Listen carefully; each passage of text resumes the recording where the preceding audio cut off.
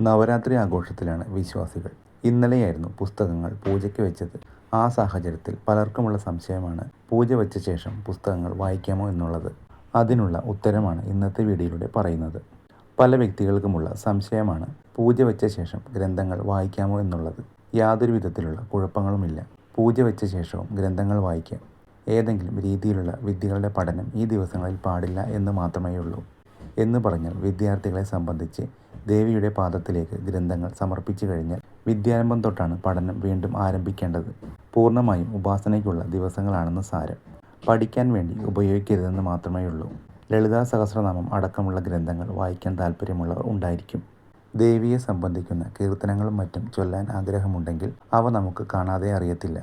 നോക്കിച്ചൊല്ലാൻ മാത്രമേ സാധിക്കുകയുള്ളൂ. അതിനുവേണ്ടി ഗ്രന്ഥങ്ങൾ വായിക്കുന്നതിന് കുഴപ്പമില്ല. പൂജ വെച്ച് കഴിഞ്ഞാൽ ഒരു വിധത്തിലുള്ള ഗ്രന്ഥങ്ങളും വായിക്കരുതെന്നല്ല.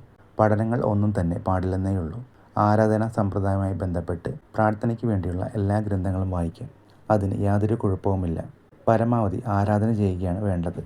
എത്രമാത്രം പരാശക്തിയെ പ്രാർത്ഥിക്കാൻ സാധിക്കുമോ അത്രമാത്രം മനസ്സിലെത്തി പ്രാർത്ഥിക്കുക. ആ പ്രാർത്ഥനയിലൂടെ ദേവിയുടെ കടാക്ഷം നമുക്കുണ്ടാകുന്നു.